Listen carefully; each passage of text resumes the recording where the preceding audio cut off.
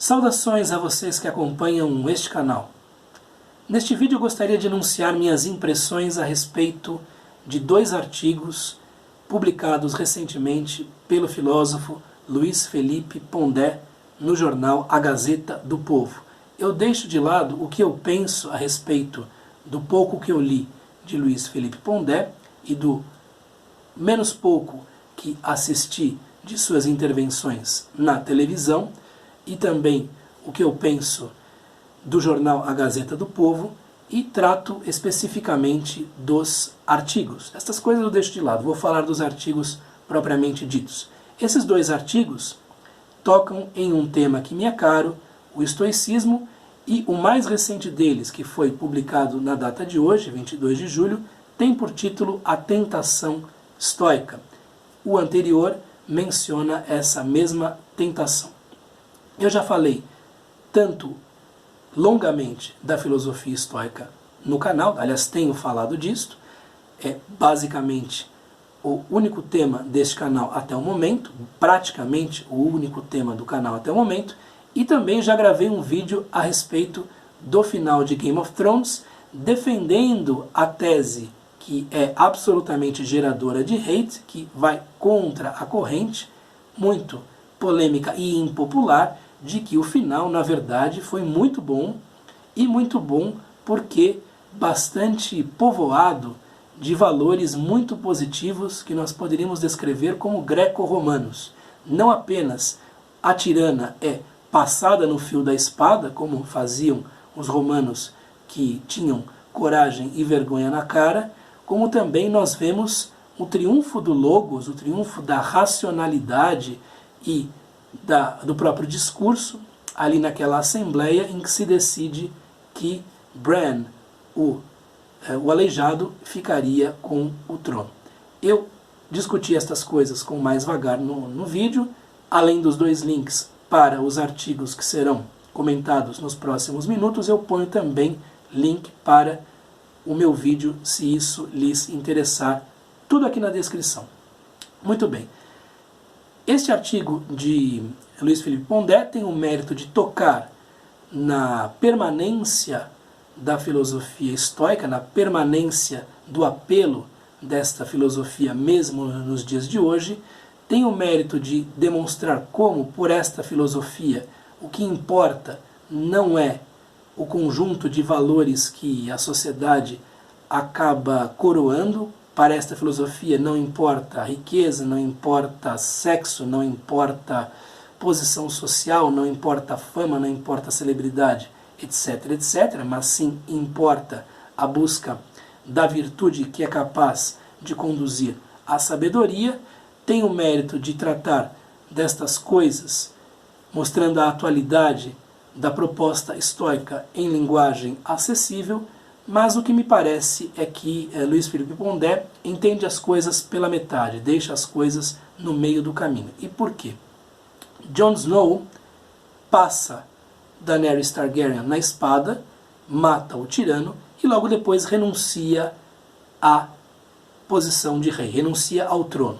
Ele faz isso porque ele é a pessoa mais nobre que existe enfim, no reino, né, em Westeros, naquele conjunto de reinos, e assim ele toma uma decisão muito semelhante àquela de Cincinnato na época da República Romana. Cincinnato, que foi chamado para dar um jeito em uma invasão de povos itálicos, foi muito bem sucedido na sua campanha e poderia ter usado do seu triunfo para se tornar ditador para sempre, para se tornar líder autoritário, discricionário de Roma, mas que prefere se retirar para a sua pequena propriedade, enfim, não tão pequena assim, mas para a sua simples, rústica propriedade ali nas proximidades da cidade, em vez de tomar o seu lugar no poder. Então, esse sacrifício, essa renúncia de Jon Snow tem uma reverberação, um eco na história romana, assim como existem outras possibilidades de correspondência com a história da Grécia e de Roma, se nós formos buscar essas coisas. Mas vejam bem, esse ato de Jon Snow, de renúncia, não é propriamente estoico, tem mais a ver com o cinismo. Por quê?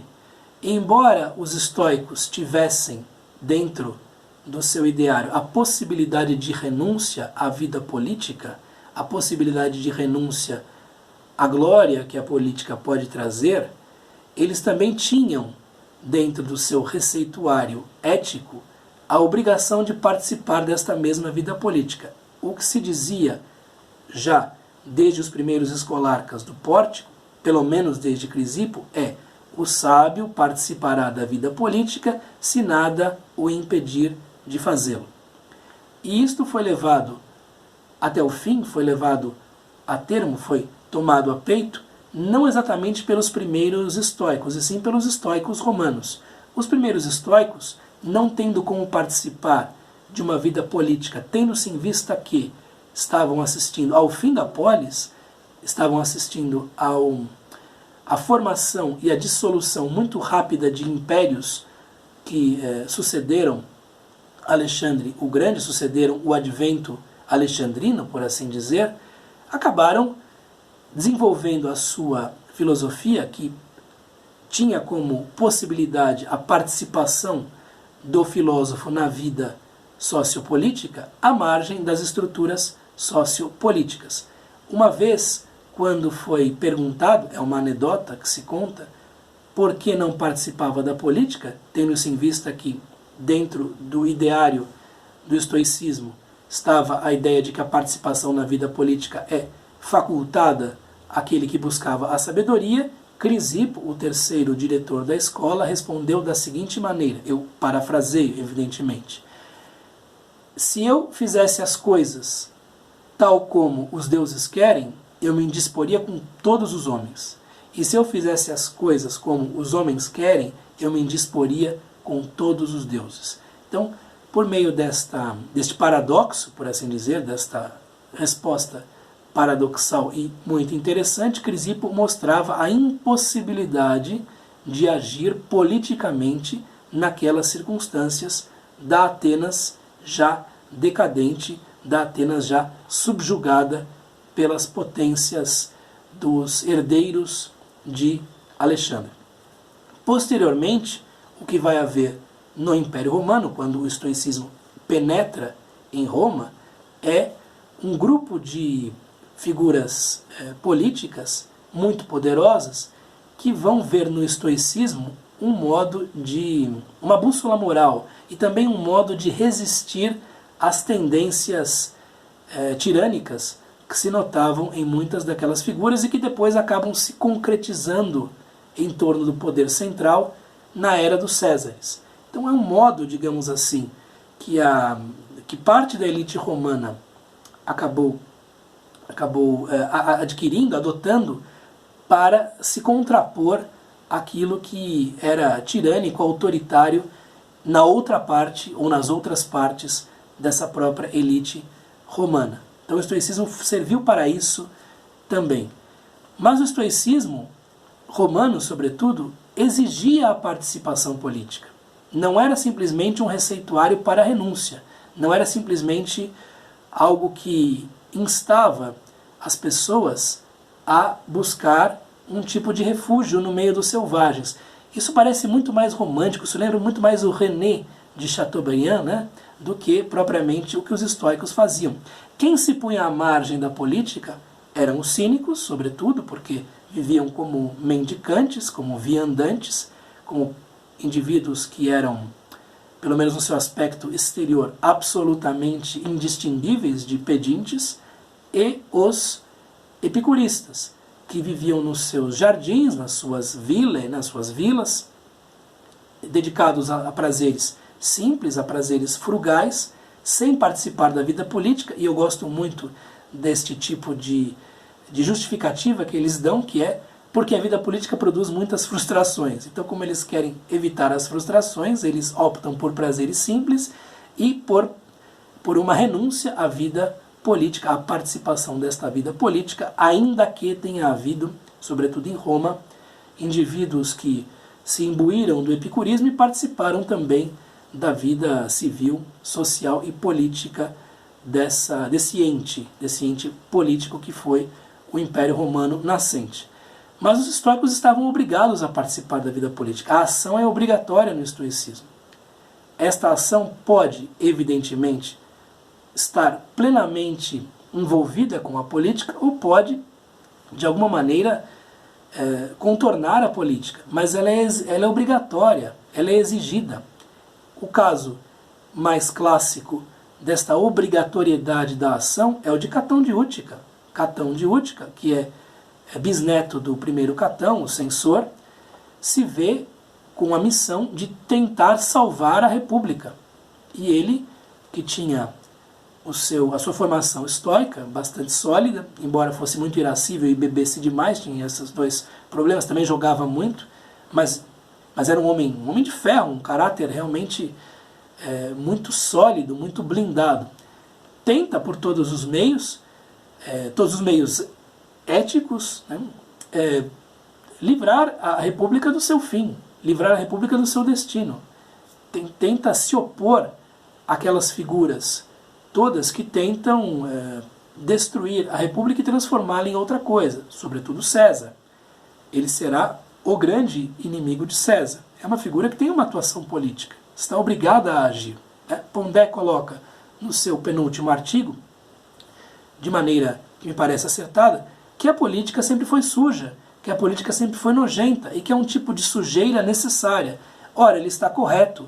Esta constatação está perfeita. Parece uma constatação nihilista, mas é uma constatação que muitas pessoas fizeram ao longo dos séculos diversas vezes. O que não é nihilista no estoicismo muito bem, a política é suja, a vida é trágica, a vida é dura, existem injustiças, existe a morte, existe sofrimento. O que o estoico diz? E daí? É algo que me deve impedir de agir? É algo que apaga o valor positivo que as coisas possivelmente podem ter? É algo que me condena à inação, à inércia? É algo que me impede de tentar buscar o bem pelos meios que estão à minha disposição, à minha volta? E a resposta para estas perguntas é não. Apesar de a vida ser trágica, apesar de a vida terminar com a morte, de que tudo passa, tudo quebra, tudo cansa, né, como dizem os franceses, o estoico se vê obrigado à ação, a agir, a fazer alguma coisa, politicamente, quando isso é possível, ou contornando a ação política mais propriamente marcada, mais propriamente configurada, delineada, e buscando algum outro tipo de intervenção. O estoico é obrigado a agir. É algo que está na doutrina. A ação pode ser uma renúncia? Pode ser uma renúncia. Mas a renúncia é o último caso. É possível coadunar, fazer coincidir essa renúncia de Jon Snow com o estoicismo? De certo modo, sim, porque ele está evitando a volta de um tipo de poder tirânico. Por aí sim, por aí se pode pensar. Mas, em primeiro lugar, isso é ficção, portanto, renunciar às coisas na ficção é muito fácil. Né? Em segundo lugar, esse tipo de situação, de um poder sobre-humano ali pesando sobre Winterfell, ou pairando sobre as pessoas, não existe na prática. Então, é um tipo de renúncia que poderia ser caracterizada como renúncia estoica, ou que estaria mais ou menos de acordo com o estoicismo.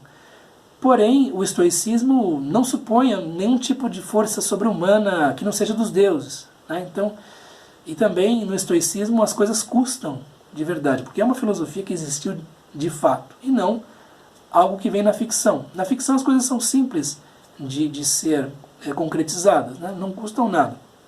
Portanto, a obrigatoriedade da ação no estoicismo não é colocada de maneira clara por Luiz Felipe Pondé. Não sei se por uma falha de conhecimento, não sei se por isso não interessar no seu ponto de vista, digamos assim, nihilista e meio satírico, que ele costuma sempre ter, não sei se porque não coube no artigo que ele escreveu.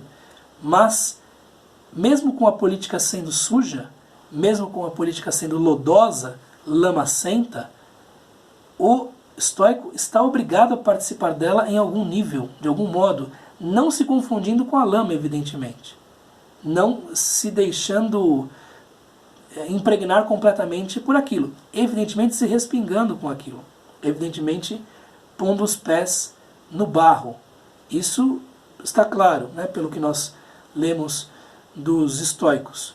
O próprio Sêneca tenta frear um tirano, ele não consegue, ele falha enquanto homem político. Nos 3 últimos anos de vida, ele se retira, meio que esperando ver o que ia acontecer, e acaba se dedicando aos estudos, a escrever, a instruir os pósteros, como ele mesmo deixa claro nas cartas a Lucílio. Mas ele teve uma atuação política e, inclusive, desgraçou boa parte da sua reputação por conta disso. Não teve medo de ir em frente. Porque uma coisa que precisa ser dita a respeito da política, além de que ela é suja, de que ela é lodosa e sempre foi assim, e de que ela é um mal necessário, é que ela é um jogo de vida e morte. Porque quando você se coloca politicamente, você vira um obstáculo para outras pessoas, necessariamente. E pessoas que estão dispostas a usar a força para retirar os seus obstáculos do caminho. Dentre eles, você. Um jogo de vida e morte. Nós vemos isso muito claramente na história grega e na história romana, sobretudo. Como há uma imensa coragem necessária em diversos pontos para se colocar politicamente. O estoicismo faz parte disso, porque ele inspira alguns líderes a fazer isso, a tomar posição, sobretudo numa época em que a tirania dos Césares era muito forte, era muito opressora.